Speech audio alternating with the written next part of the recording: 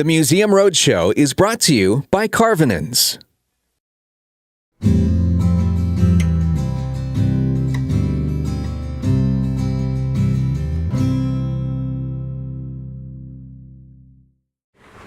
Hello.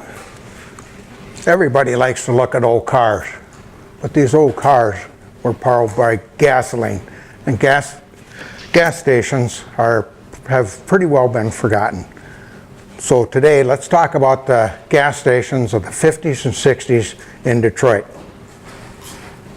Fill her up, Randy, and who wouldn't at 29 cents a gallon? First, we have to understand the geography. It was quite a bit different than it is now.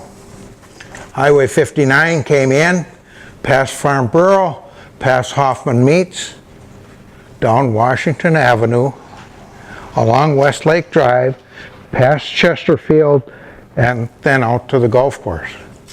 Highway 34 came in and followed 59. Well, Highway 10 started here, came in on Frazee Street, up Washington, and out on 10 until around the late 50s or 60s, and then it was rerouted around McKinley. Well, what happened when you came into a gas station?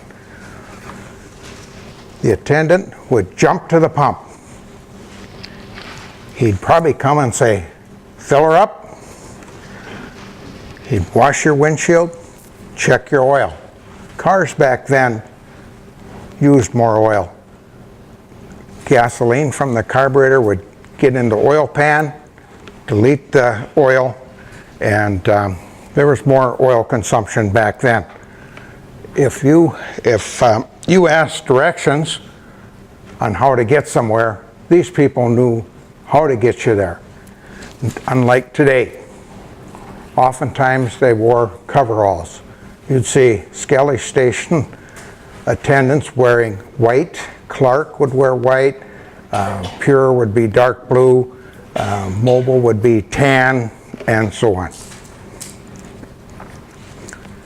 These gas stations, also, most of them had a service bays, and you'd change your oil there, and never over 3,000 miles, and probably in the winter you'd change it at around 1,000 miles. They'd grease your car. They had many grease zerks up until about 61. Ford went to some greaseless joints. Monkey See, Monkey Do, Chrysler, and General Motors followed suit. There were still some grease zerks to be dealt with, but not as many. They did light mechanic work. They'd tune your car, and you might do that twice a year. Spark plugs didn't last as long. Carburetors needed to be reset. Thermostats were changed to a hot one in the fall for the winter months, and because cars ran hot, they would put a cool one in for the summer. You would probably change at that time and put on your snow tires. Put them on in the fall, off in the spring. And why did people have snow tires? Because bias ply tires weren't as good in snow as radial tires. They sold tires, they rotated tires, they repaired tires. When you had your oil changed, a station would sweep out or vacuum your car and clean your windows in and out. Well, most stations had a big window so they could see their patrons coming in. They also had a bell, and that was run by a hose that stretched out across the driveway. And little kids just loved to ride their bikes across that and ring the bell. Inside the station, there was probably only pop, and yes, Don, there were cigarettes there too. Some stations would have candy bars, but candy bars didn't fare very well in the sunlight, so only That was hit and miss, never chips. Maybe that's why people were so slim back in the day. Well, how was gas paid for? Most of the time it was paid for cash, but there was also a credit card.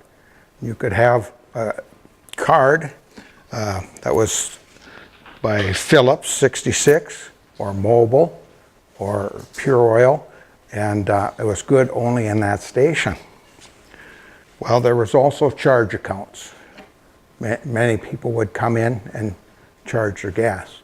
And that was probably a reason why so many stations changed hands, because people who ran these gas stations put in long hours and didn't have the time and certainly not the wherewithal to go out and collect bad debts. Well, let's go to the northwest corner of Washington Avenue. There was a Pure Oil station there. Pure Oil stations were white with dark blue trim. That station and many other Pure Oil stations were built in the shape of a home. Gave the patron a homey feeling of buying their fuel. Well, at one time that was run by Lyle Bunnis. Later, Les Gaida ran that as an ace station. We'll go across the street to the east. There was a Skelly station. Skelly had a little different calling card. Their idea was to have a cafe to entice customers to stop at their stations. And they usually sold B.F. Goodrich tires. Irv Killeen Sr. ran that station. Don Jagger, Glenn Bunnis, and later Irv Killeen Jr. Well, Irv Killeen Jr. wanted to enhance his profit, so he bought a Dodge Wrecker and signed up to be a AAA provider. Well, there was a Standard station south of the Skelly station, and that had a little different architecture. You'll see that it had a door there and a door facing the west. That station was built by Arlen and Morrow Wisted and leased to Standard Oil Company. I remember Ralph Grossman operating that, and I remember future Ford dealer Kirk Klomstead.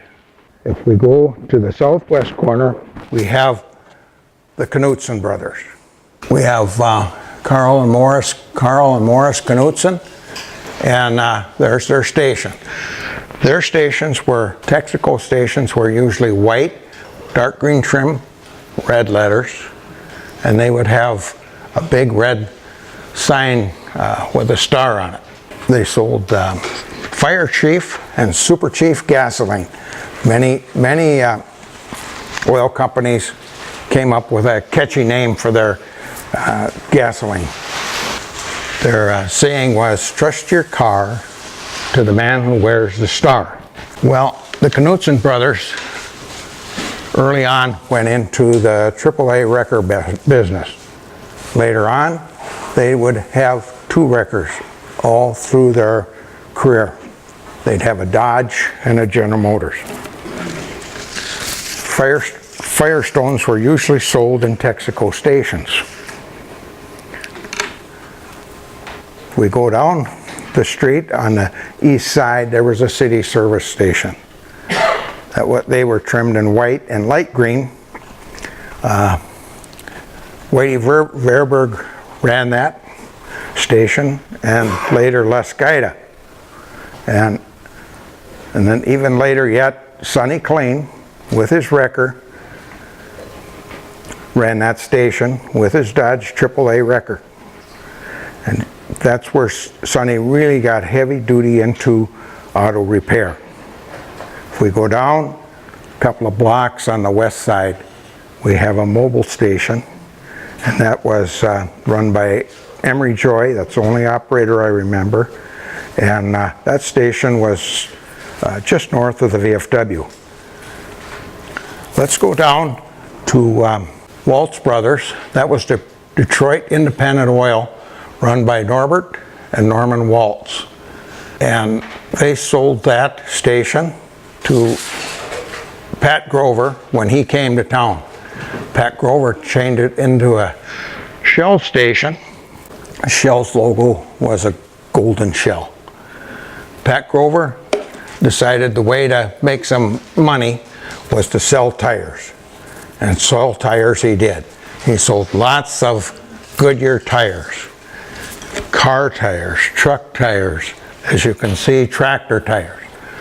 Later on they had a farm service truck that would go out to farms, repair or replace tires. And that was right directly across from the railroad depot, so it was very close to the tracks. If we go just a little bit west of there, we have a Webb service station, and they were a cut rate brand. Cut rate meant they sold it for a little bit less.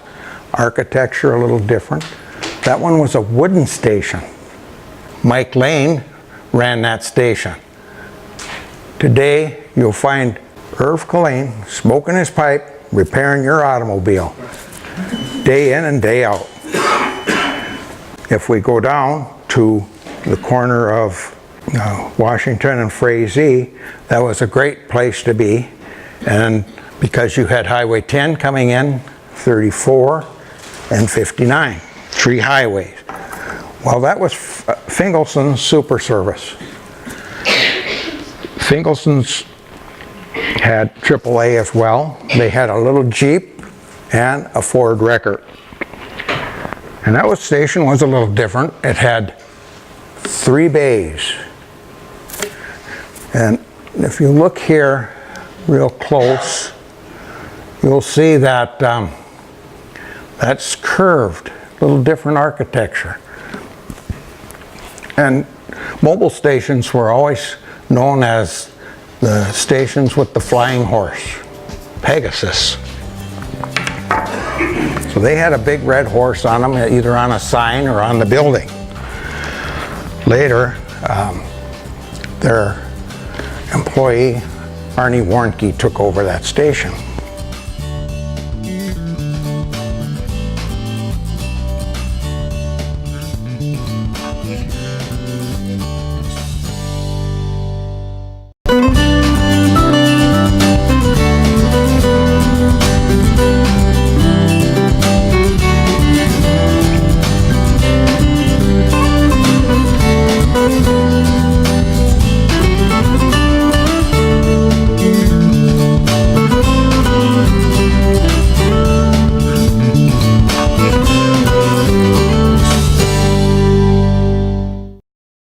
Thanks for watching the Museum Roadshow, brought to you by Carvinens.